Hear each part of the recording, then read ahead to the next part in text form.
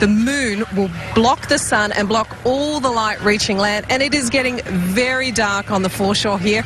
A little bit eerie. Everybody is getting quieter and quieter. They've got their eclipse glasses on, and with me is Dr. Carl, who no doubt can explain it a whole lot better than me. Can you tell us what's happening? We've got probably 90% of the sun being covered by the moon. It is darkening all around us, as you can see, and unfortunately there's a big black cloud between us and the sun. We've got 4 minutes for that big black cloud to get out of the way. I'm putting it on notice. Well, I think it will clear. Well, I don't know. It is rather large there, isn't it? When the rain has just started, but the sky will become dark. We will see it here. Yeah, we will see blackness in the sky, and with a bit of luck we'll be able to see stars and planets in the daytime in the sky. Are you excited? Because always, I am. Always. This will be my 4th one. I love them to pieces. Okay, well, we're ready for goosebumps, Mel. We're ready.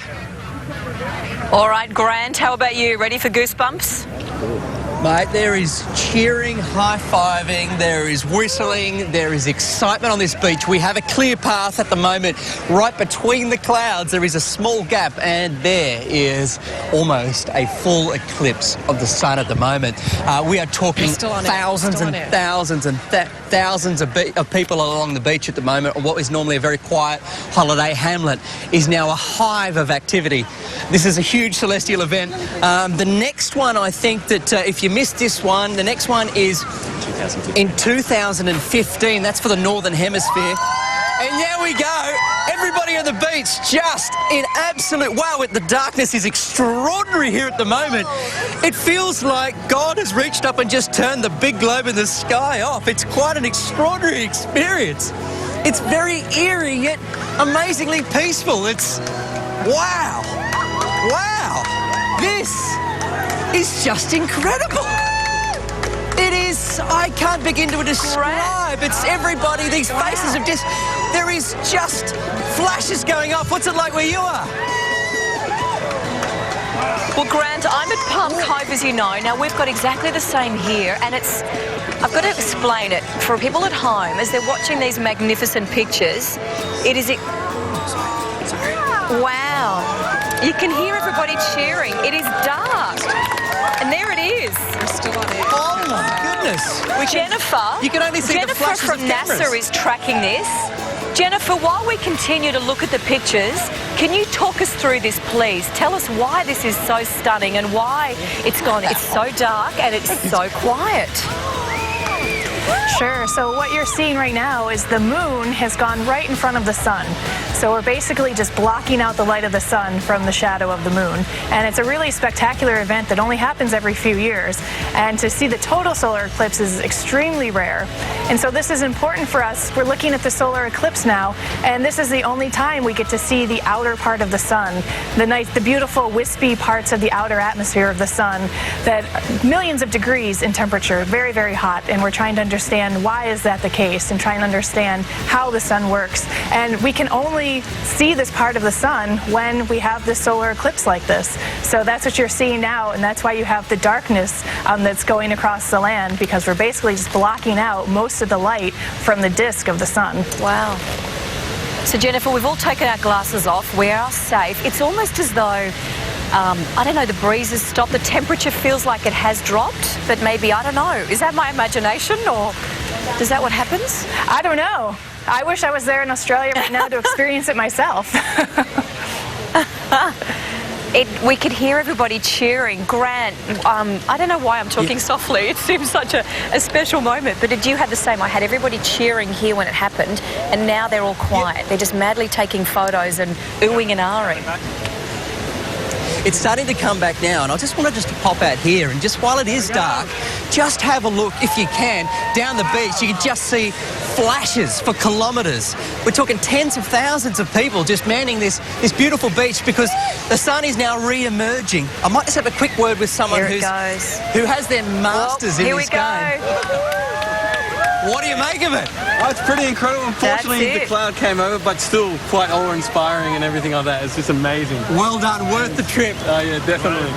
And here it comes. It's coming back again, and it's like the beginning of a dawn of a new era. It's inspiring. And Grant, look at the sea. Can you see the water? We can get this magnificent view of the ocean as the sun is coming up on it. And the light's emerging again. Yeah, it is extraordinary. We've got paddle boarders out on the water at the moment, which in crocodile territory, I might say, is rather brave. So good on them for wanting to make the most of it. We've got a cruise ship that's parked just off the shore here wanting to make the most of it. This is a spine-tingling experience. You know, I've never seen one before. I didn't really know what it all means. I thought, yeah, sun, blocking moon, whatever. But to watch it physically happen, it's like it goes against your DNA on what we're made to experience as humans. This is against the grain and very rare, but a very wonderful and magical experience at the same time. Gorgeous. I feel like hugging someone. Yeah. All right. Well, I'll let you find someone to hug. Dr. Carl, you're with Michelle, and I was reading here on the 5 stages that are observed during a total eclipse, from the first contact, the second contact. Now, one of them, it says here, you may be lucky enough to witness what they call Bailey's beads, which are distinct points of light seen on the edge of the moon's disk, caused by the sun shining through the valleys on the moon's surface. So I don't know whether you... I mean, look, I've got no idea what I was looking for. Did you manage to see that? Well, Dr. Carl can't hear you, Mel, but he is like a kid in a Michelle. candy store here. At the moment of complete totality, he was getting very excited, and we actually saw a couple of stars, didn't we? Let's just say that again.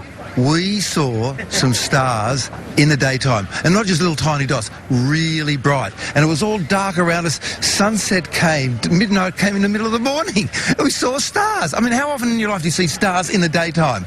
Really bright. It was a little bit eerie too. I mean, I got goosebumps, and we were watching the birds out over the water, and they were flapping around furiously. Confused. And then suddenly they just started getting quiet. Everything went really quiet. Everybody was confused. Look, it was a wonderful, wonderful thing. I'm so glad I saw it, and now I just want to see more. The irony of it is, not irony, that's the wrong word, this really big black cloud is right over us. Over that way, there's sunlight. Right here, there is darkness. I think there's a message in there. I think it's the law of maximum inconvenience. But it does leave you wanting. I mean, it was such a magical, awe-inspiring couple of minutes. I feel like I want it to happen again. 10th of May next year, I'll be somewhere looking for it in the top of Australia.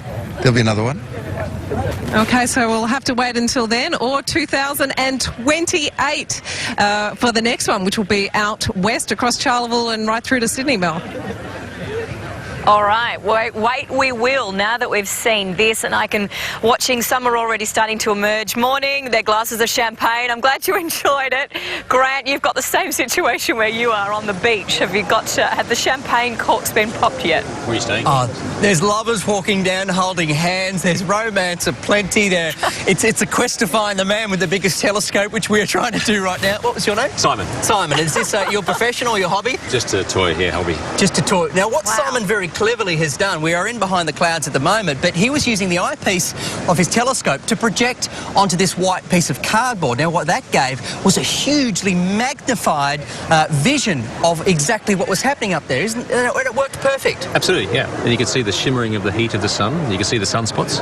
And it did. It looked like the sun or the surface of the moon was running, because you could see the ripples of the heat haze making its effect on this enlarged piece of paper. What did you make of the experience when it went dark? You've been here for a while. You've been waiting for it to happen, and it was perfect. Cool. Yeah, really good. Really cool. What's amazing about it all? Why? What's the attraction to tens of thousands of people? Just the rarity. Just the absolute... It probably never happened again in my lifetime. Or to actually get in the place underneath it. Is great. Of course, let's remind everybody, right up and down the East Coast, you can see this in varying degrees. Brisbane about 86% and less so, 60 or so for Sydney, and then Melbourne. But we are right under the path where you see that perfect trajectory, that absolute perfect crossing of the sun by the moon. We can see him now starting to recalibrate his telescope, hoping to get you that enlarged picture at the moment. While there is a little bit of cloud at the moment, we won't be able to quite see it. But you know what? For the crossing itself, it was absolutely breathtaking. This is